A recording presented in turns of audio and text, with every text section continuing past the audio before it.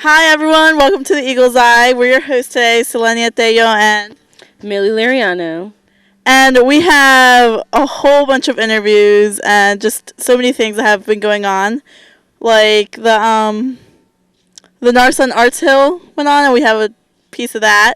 And we have a couple interviews that are going to be really interesting. Really interesting. Yes. We're going to start out with Devin King and David Schwering, who did really well on the National Financial Capability Challenge, and they actually got chosen to go to DC.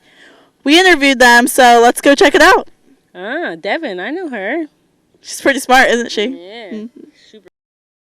Hi, I'm Christina Bias here to talk with David Schwering and Devin King about the National Financial Capability Challenge. Thank you for being here with us. So what exactly is the challenge? It's questions based on what you know about finances for debts, taxes, and things like that. So how was it? It was pretty easy for me, but a lot of people found it hard. Yeah, anybody who didn't have like a business background was kind of struggling on it. Okay, so did you feel prepared to take the test? I did because I knew most of that stuff, but there was a few questions I didn't know. I'm not in the business SLC, so I didn't have much of a background. Like I haven't taken any economics classes or anything like that, but I know some financial stuff. So what was going through your mind taking the test? Well, I wasn't really thinking about like what was going to happen after like going to Washington D.C., but I had a good feeling that I would do good on it. Yeah, I was pretty confident going through the test. How did you do on the test? I scored a 98. Yeah, I think I got a 98 too. Okay, that's good. So what did you do to be selected to go to Washington, D.C.?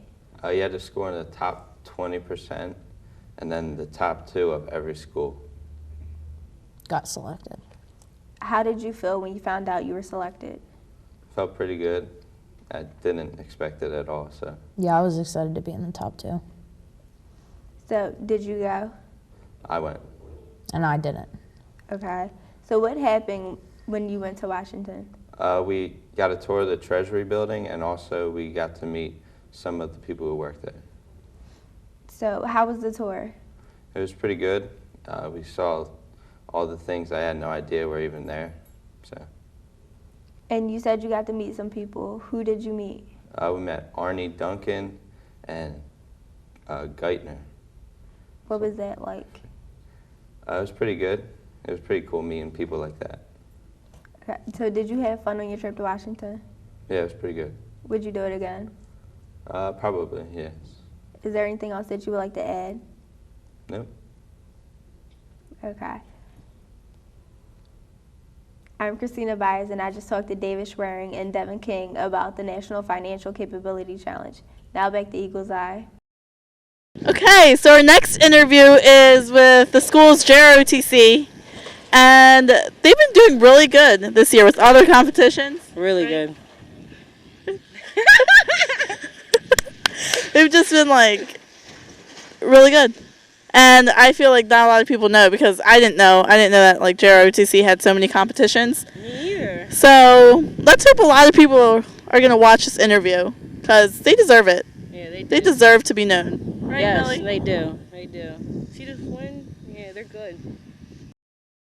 Hi, I'm Sarah Kinsey here with Chris Thorson and Kyle McClure, 2 members from the Raiders, to talk about the competition that was just held. Thanks, you guys, for being here. So where was the Raiders competition held? Well, for the first time, it was held here, and at the track in the farm park here at the school. How did your team do in this competition? We took first in the competition. We took first in the land nav, which is land navigation, where you have to go through and find points. We took second or third in the first aid. It was third. Third in first aid, where you have to treat a casualty, perform CPR, and a litter carry, which is where you hold a stretcher and run around objects. Yeah, we actually had a real person be on the litter, so that when we go across points, we have to lift the litter over an obstacle and underneath an obstacle, go around and then do the same thing. So it was challenging for all schools, but we did pretty good.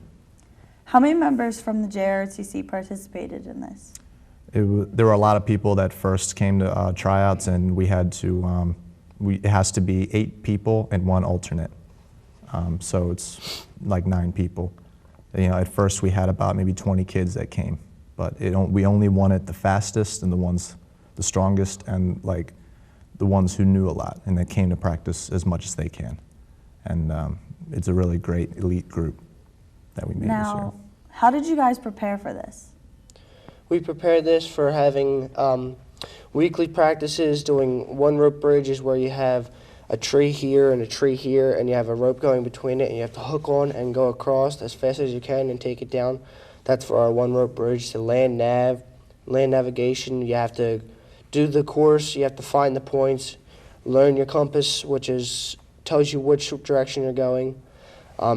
Do a pace count, which is 100 meters, and you count that out, and you go to 100 meters, say 1, then you do it to the next till you get to your point. Then you do your first aid. You go over the first aid, how to treat a victim, the ABCs, and you go through and practice a repetition. We run, we do push-ups, we do sit-ups every day. Yeah, basically it's just a lot of practice. There's a lot of classes that we take on our own about first aid and all the other stuff. And we basically like run 2 miles every day. We do push-ups not only after school, but during classes in JRTC.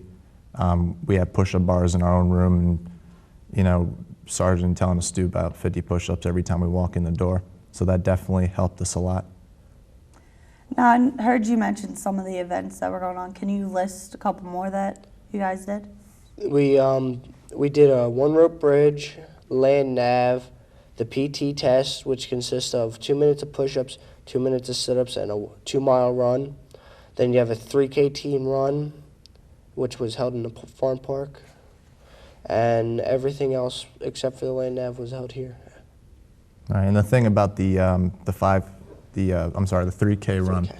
was that we actually had 2 canteens. We had like a vest on, which had our compass, the first aid pouch that we used later, and 2 filled canteen bottles of water. It was required that they would be filled. So that's kind of a lot of weight pushing down, and if you don't have it on right, it starts to go up and down, and it starts to grind up against your hips and stuff like that. Sometimes you can get uncomfortable, but that was what we had to do on the, we had to be in a group to run 2 miles around the farm park, and if you've run the farm park before, you'd see there's that really big hill that goes that really high hill, very steep hills, and it was just, we stayed with each other. We couldn't be, one person couldn't be as far apart from the other person, or else we would have been disqualified. We had to stop in case someone, was slowing down, but we had a really great team, and they pushed themselves, and that's how we were able to win, because everyone just pushed themselves. Now, how were you guys scored on each event?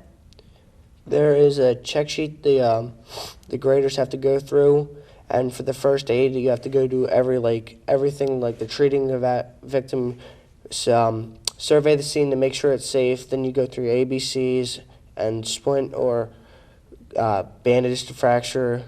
Make sure they're mobilized so you can get them out of the harm's way. For the rope bridge, it's technically the same thing. They go through, check your Swiss seat, which is a harness you tie with a rope around your waist so you can clip on and go across the one rope bridge. The land navigation really is, they give you a direction, you go to your point, and then you go to the next point, and the next point, then you have to come back. And there's answers you have to figure out so they know you went to the point, so they know how you did it, and for the land navigation, it's a race against time. Yeah, it's basically almost like a lot of nitpicking, because they have it all in this MOI, which is basically a sheet that reads off everything that we should have said or everything we should have done. And if we said it or did it, they would look at it and they would check it off, and basically the most checks won, and we basically filled the whole thing when we were at certain points, because we were really professional, and we worked really, really hard. Now, what other schools participated in this event besides Norristown? You had Overbrook, which is from New Jersey, right? No, they're Overbrook's Philadelphia? You had Overbrook, South Philly High School, Elverson Military Academy, which is a Philadelphia military academy. You had PMA Leeds, which is also another military academy, and you had Elverson, Frankfurt. Frankfurt was Yeah. the other one. Now, what were some of your weaknesses going into this competition or when you guys were preparing? Well, I mean, there's always going to be some members who are a little faster than others. But with the weaknesses and like knowledge and preparing yourself of what you're going to expect, we didn't really have any weaknesses there. You know, it depends on, you know, because some people are a little slower than others. Some people can't do as many push-ups, but that's what we're all about. We try to even it out and we try to give the best that we can. It's not all about trying to hit 80 push-ups. It's about as much as you can give to try to help your team, because on the other teams, they also have weaknesses too. You know, sometimes there are some schools who don't have enough people, so they just get people. You know, some people that they know are strong, you know, but they don't come to practices.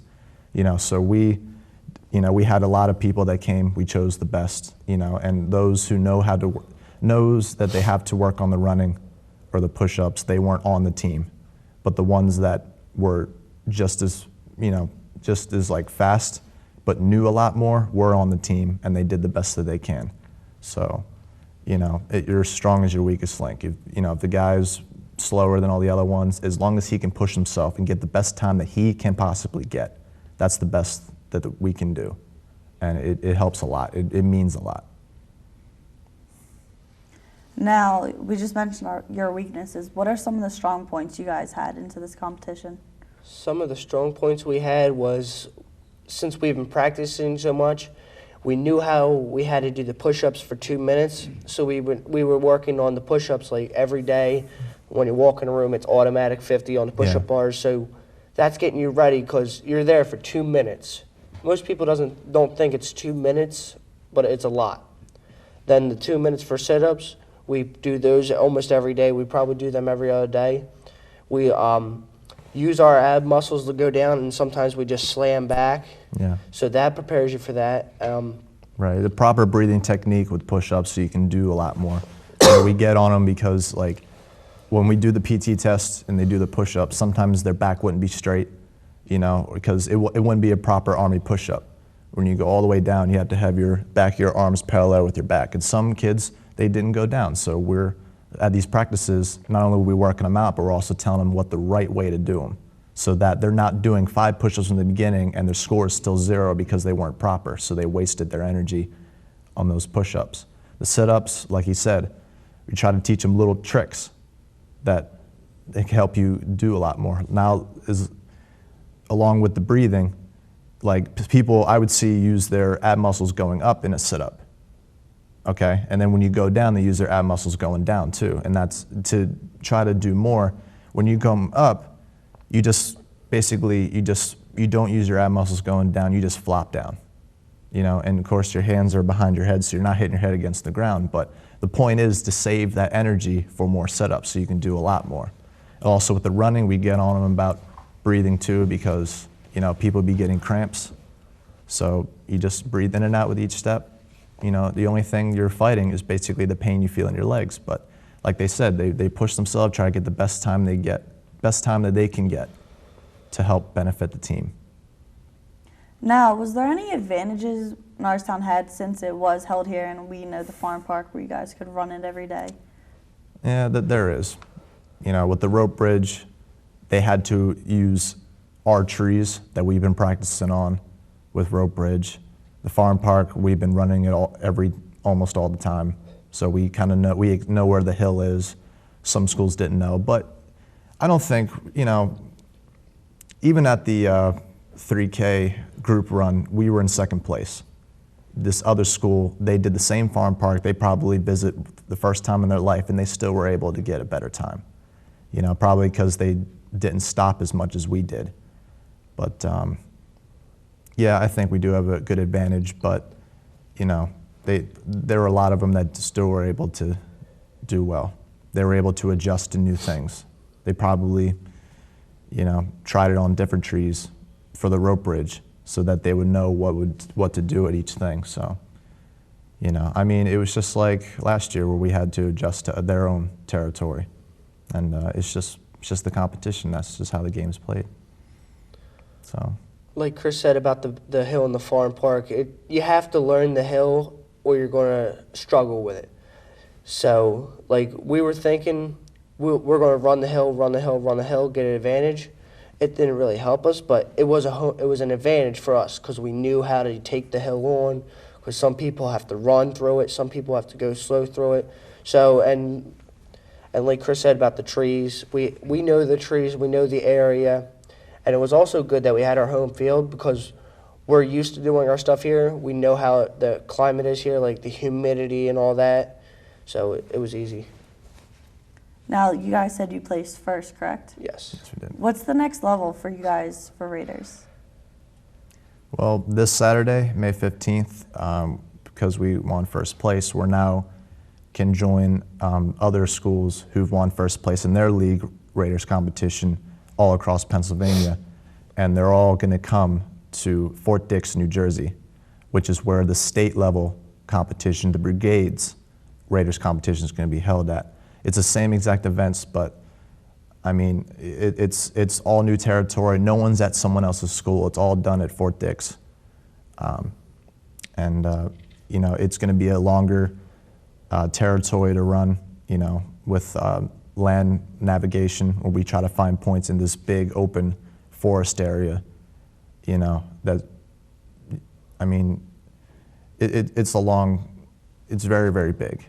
You know, so everyone's going to have that challenge. That's because it's the state level competition's a lot higher level, and knowing that there are going to be also a lot of kids who's going to push themselves. And last year, I went, but we didn't really have. You know, we had one guy who couldn't come because he forgot his identification card, and you need to get on there on the military base. So in that way, we couldn't switch out somebody who was getting tired. So we didn't do as well. I mean, we tried as hard as we could, but you know, like I'm saying, these other schools, we know that it's a higher level. We went there for the first time last year, so we know what to expect, me and Kyle. So we're just telling all the other kids, and we're going to get them ready because it's going to be a higher level.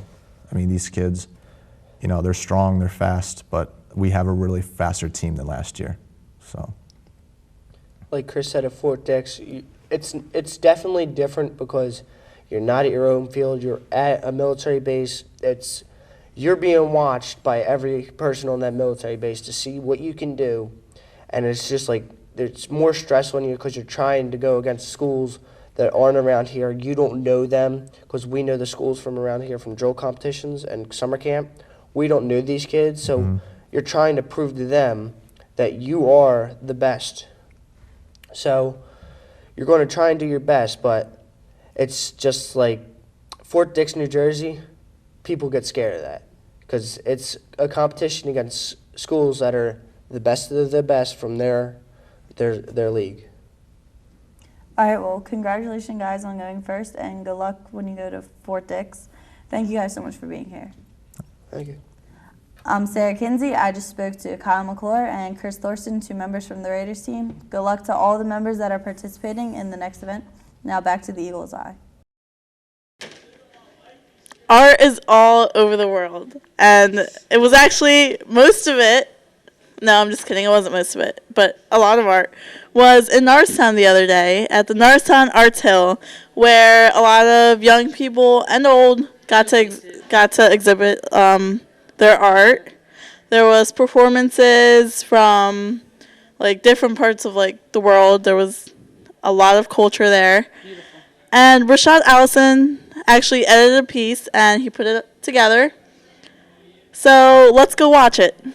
Let's go.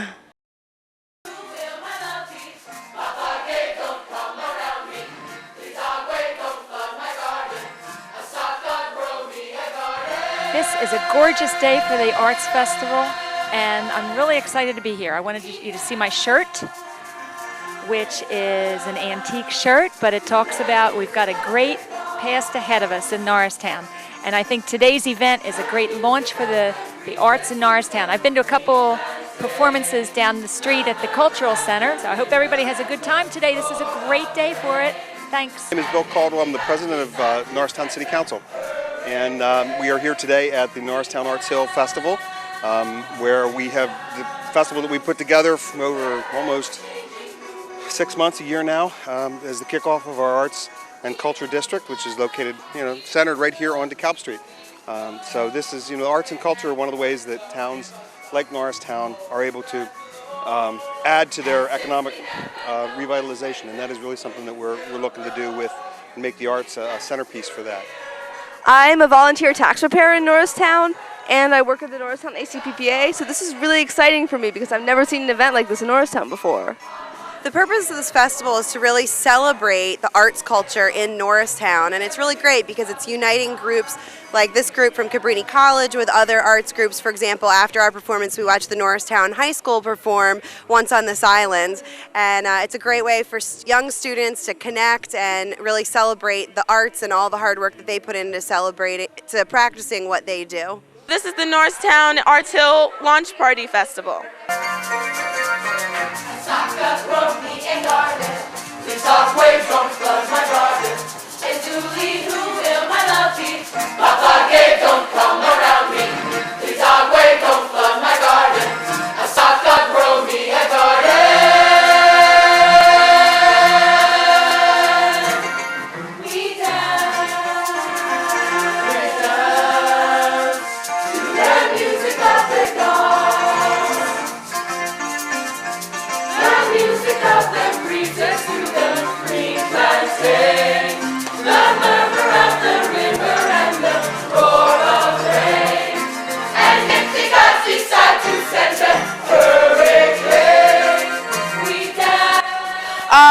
That's what performing is all about. You don't know people when you first get on the stage, but by the end of the show, you've already made a connection with the audience, and that's what performing is about to me.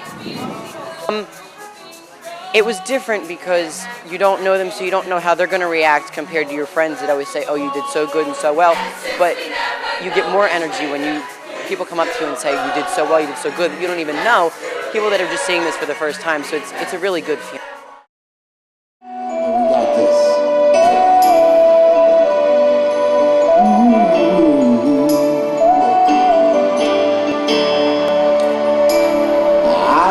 Promise you made me always to be there.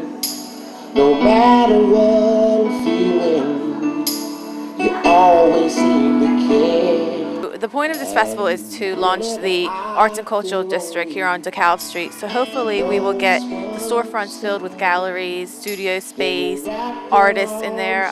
That's really the goal of this event. Fall on my knees and pray. And I'll never give up, oh, I'll never give up, oh, I'll never give it up on your love. Say I'll never give up, oh, oh, oh.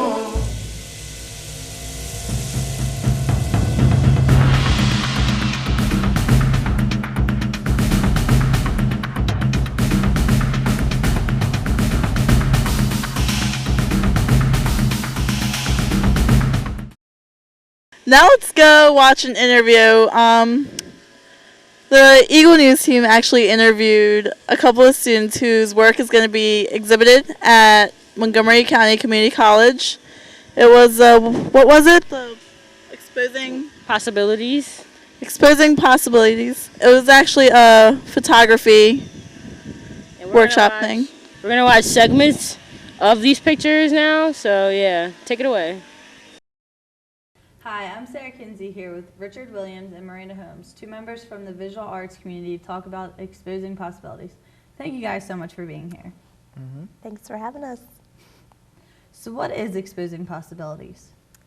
Exposing Possibilities is a program where we were given a disposable camera and we were able to take pictures of our community, and one of our pictures was selected and published into a magazine kind of thing. So what did you guys learn from this experience? I think we learned how to be better photographers and what it's like to get published and stuff. Yeah, you learn how to expose yourself and market yourself through a magazine. It's kind of like networking. How did this experience affect you guys?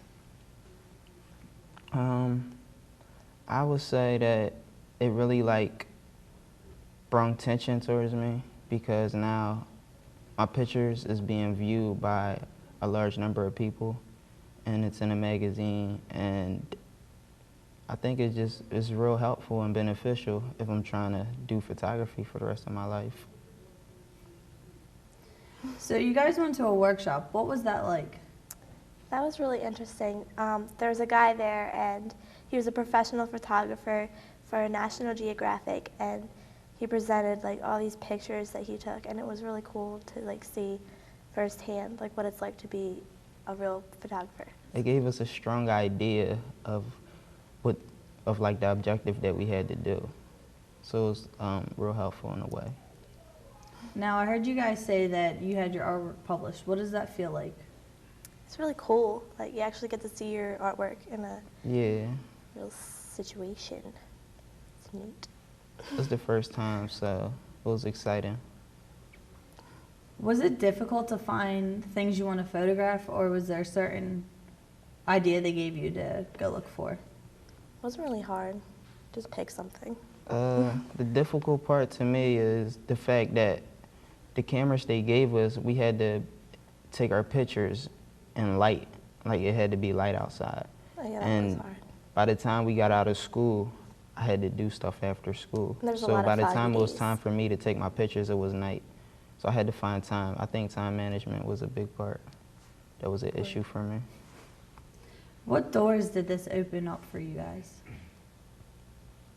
You know, we get to see like what it's like to be a real photographer. So we get to see like, I don't know, different opportunities that we can have. How did the visual arts community prepare you guys for exposing possibilities? I would say that it gave us, the visual arts community gave us like a little bit more than a broad idea, and it kind of gave us a path towards what we needed to do for this specific program. So it's like we didn't go into the program aimlessly. We had an idea of what type of pictures to take, whether it was the roll of thirds or knowing your angle. So. What would you say to students that want to participate in this next year? I say just do it. Like, it sounds like it's going to be hard, but it's really fun and it's a good opportunity. And then it gets your own stuff out there for other people to see, not just your school. So it's a really good opportunity, and I would say do it. Yeah. So is there anything else you'd like to add? If you love photography, then yeah, you should really try to get into this in the visual arts community, because it's really helpful and fun. Well, thank you guys so much for being here. No problem. Thanks.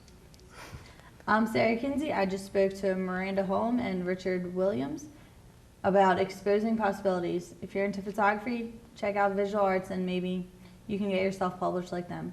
Now back to the Eagle's Eye. Hi guys, it's us again.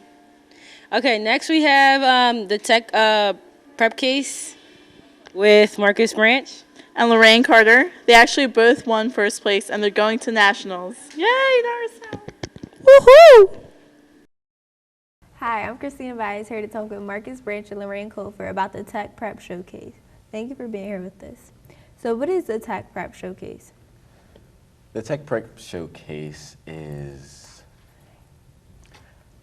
it's a competition in the Skills USA your organization, and it's where we have to compete in presenting what our school does with other schools, kind of like a college fair would do with their different colleges. Okay, so what was your presentation about? Our presentation was based around the art program. So we talked more about like what the students are doing, what different courses we have in different areas such as that. So pretty much, yeah, we just focus on the different areas in the art program. Okay, so how did you prepare for your presentation? At school, we had to prepare by figuring out our delivery as far as what we would say. We had to prepare the different portfolios to show the students artwork, practice within the given space, and that's pretty much. So are there any rules or regulations to this competition? Yes, we are giving an 8-foot by 8-foot square that everything has to be in. We're giving a set time, and there's certain things that we have to touch on in our presentation, such as like different organizations that we're involved in to show that we're not just like an in-class thing, because we do have organizations like outside of class that we work for and things like that. So we had to touch on everything. Cool. So how are you graded on your presentation? We're not exactly sure on the speculations yet. Our teacher is still waiting for that. But as I stated before, we know that it was we had to be in a certain time, hit on certain aspects, and we had to present in a manner that the requirements met. So how did you place? That's a funny story. 2 teams competed, us and another team, and obviously one person would get gold, the other would get silver. But once the award ceremony went, the other team got bronze, which didn't make much sense to us, seeing as though it was only 2 teams, and we got silver. And although we were confused, we figured out later on that they changed the system, whereas though if it was still the point system, we actually wouldn't have gold.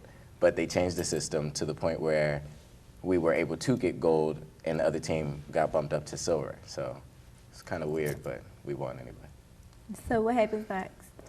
We go to Kansas City. We go to Nationals June 21st through the 26th, hop on a plane, and we compete nationally. Are you excited?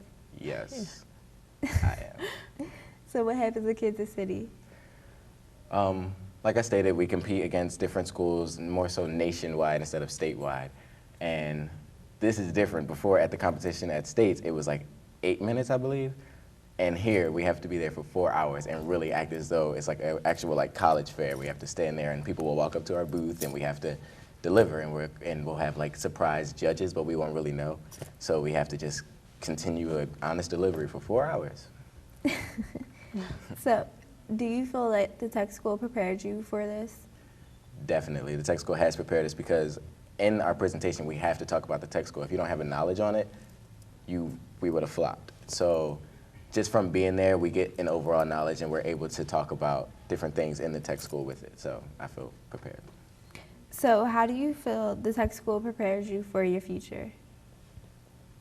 Like we have a lot of opportunities there. Like if I wanted to be an airbrush or like a graphic designer, we have computers to work on, or airbrush machine. We have photography studio, video studios. Like all these things can prepare us, and we could touch on everything we want to be, like in the art field. Or if you're in construction or plumbing, they have the materials to get involved in that, and you get a good feel and everything. Okay. So do you feel that the tech school is really valuable towards you in your future? Yes. Very much so. If anything, the tech school, they, for some reason, have like a bad rap, which I really don't understand, because I feel as though being at the tech school, I've learned discipline, I've learned just so much as far as like what I want to do. Like it's hands-on experience. They really do put you in the field. Like we have businesses coming out of our classroom, so we know what it's like more or less. And I feel as though they prepared me as for like they prepared me for college, the portfolio. Like they're in our art class alone, their main focus is like they want for every single student to go into college. They want to make sure that you have a solid portfolio, that you're well-rounded, that you're in. And without that, it's just they really, you can tell that they care, and you know that it's worth it because they really have prepared us. I mean, we both got accepted into the school that we've dreamed of just from our portfolio building there. So I feel as though they're very, very necessary. So where are you going next year, and what are you majoring in? We're both going to University of the Arts. I'm majoring in photography, and I'm majoring in fine arts. And we both got scholarships from our portfolio at tech school. Yeah. It's really cool. So is there anything else you'd like to add about the tech school? It's like if there's a trade that you want to get into and they have it there, you should take that opportunity and go. because you'll have many things to like do there and just like get into that field. Just like get a great feel that high school, like regular high school, couldn't give you. Like there's things like us being in the competition, the Skills USA competition, like that's like we're traveling to Kansas City just from competing at a tech school competition where we're doing so much that like you wouldn't regularly imagine just like from coming into high school. So tech school offers like a lot. And I feel as though we're learning a lot, like we're meeting new people, we're practicing discipline, professionalism, and it's a lot to it. So tech school is cool. Quote me. Oh, well, thank you for being here with us. Thanks. I'm Christina Byers, and I just talked to Marcus Branch and Lorraine Colfer about the Tech Prep Showcase. Tech school is a cool thing. I think anybody that's interested in the trade should go there and learn more. Now back to Eagle's Eye. Thank you so much for watching this week's Eagle's Eye. Yep. Thank you for watching. Do you see how much frizzier my hair got from like I the know, beginning? Freaking weather. Now it's like 85 It is. It's cold and then it's hot and then it's cold again and now it's hot again. Yeah. Well, thanks for watching. Enjoy the weather. Yep.